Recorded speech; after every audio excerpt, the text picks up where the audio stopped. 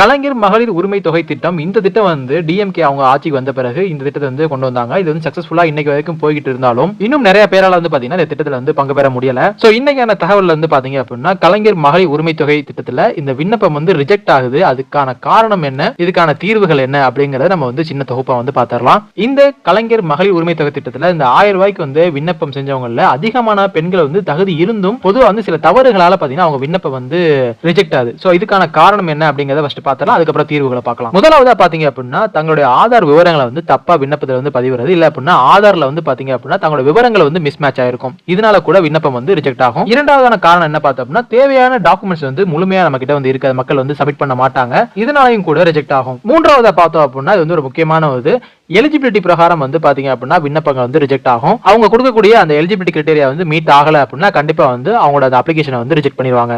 அடுத்ததா பாத்தீங்க அப்படின்னா விண்ணப்பத்துல நம்ம வந்து விண்ணப்பிக்கும் போது அந்த அப்ளிகேஷனை ஃபில் பண்ணும்போது பாத்தீங்க அப்படின்னா செய்யற தவறுகளால மிஸ் மேட்ச்னால நமக்கு வந்து ரிஜெக்ட் ஆயிரும். அடுத்ததா பாத்தீங்கன்னா ரொம்பவே முக்கியமானது, இதுக்கு வந்து ரீ அப்பீலுக்கான நமக்கு வந்து அந்த டேட் வந்து கொடுப்பாங்க, நம்ம வந்து மறுபடியும் வந்து மறுபரிசீலனை வந்து பண்ணிக்கலாம் அப்படி சொல்லி கொடுப்பாங்க. அப்போதைக்கு பாத்தீங்க அப்படின்னா அந்த வாய்ப்பு வந்து மிஸ். சரி, இதுக்கு மக்கள் என்னென்ன பண்ணலாம், இதுக்கான தீர்வுகள் என்ன அப்படிங்கறது இப்ப பார்க்கலாம். முதலாவது நம்ம வந்து ஆதார் கார்டு சொல்லியிருந்தோம். இது வந்து பாத்தீங்க அப்படின்னா ஆதார் கார்டு, ரேஷன் கார்டு, அப்புறம் வந்து உங்க பேங்க் அக்கௌண்ட் உள்ள பேர், இதெல்லாம் எல்லாமே பாத்தீங்க அப்படின்னா கரெக்டா இருக்கணும், மிஸ் மேட்ச் ஆகக்கூடாது. அப்புறம் ரொம்பவே முக்கியமானது உங்களுடைய ஆதார் வந்து உங்களுடைய வங்கி கணக்குல வந்து இணைஞ்சிருக்கணும். இதை வந்து கட்டாயம் வந்து சரி பார்த்துக்கணும். இரண்டாவது காரணம் வந்து தேவையான டாக்குமெண்ட்ஸ் வந்து வைக்காது அப்படின்னு சொல்லியிருந்தோம். என்னென்ன டாக்குமெண்ட்ஸ் தேவைப்படும் அப்படி பார்த்தோம்னா இன்கம் சர்டிபிகேட், நில விவரம், ரேஷன் கார்டு, இந்த மாதிரியான முக்கியமான ஆவணங்களை வந்து நம்ம வந்து பூர்த்தி செய்யணும். அதை வந்து கண்டிப்பா வந்து அதை சப்மிட் பண்ணியே ஆகணும். நம்ம ஏற்கனவே சொன்ன மாதிரி ஒவ்வொரு அந்த டாக்குமெண்ட்ஸ்லயும் பாத்தீங்க அப்படின்னா மிஸ் மேட்ச் எதுவுமே இருக்கக்கூடாது, எல்லாமே வந்து சேமா இருக்கணும். உங்களோட பேர் எல்லாமே எல்லாமே சேமா இருக்கணும், மிஸ் மேட்ச் இருக்கக்கூடாது. கரெக்டான டாக்குமெண்ட்ஸ் சப்மிட் பண்ணாலே போதும், நம்ம அப்ளிகேஷன் வந்து ரிஜெக்ட் ஆகாது. மூன்றாவதா பாத்தீங்க அப்படின்னா வந்து எலிஜிபிலிட்டி கிரைட்டீரியா காரணமால வந்து அப்ளிகேஷன் ரிஜெக்ட் ஆகும் அப்படின்னு சொல்லியிருந்தோம். இதுல வந்து முக்கியமா எலிஜிபிலிட்டி வந்து கண்டிப்பா வந்து அப்ளிகேஷன் வந்து ஃபில் பண்ணும்போது அந்த மக்கள் வந்து கண்டிப்பா பார்க்கணும், என்னென்ன எலிஜிபிலிட்டி கொடுத்திருக்காங்க, இதுக்குள்ள நம்ம வரமா அப்படிங்கறத பார்த்து ஃபில் பண்றது ரொம்ப நல்லது. மகளிர் உரிமை திட்டம் பெறுவதற்கான அந்த எலிஜிபிலிட்டி பாத்தீங்க அப்படின்னா நீண்டுகிட்டே போகும். நான் வந்து சிம்பிளா வந்து இந்த ஸ்கிரீன்ஷாட்ல வந்து கொடுக்குறேன், நீங்க வந்து கண்டிப்பா வந்து ஸ்கிரீன்ஷாட் எடுத்து செக் பண்ணி பாருங்க.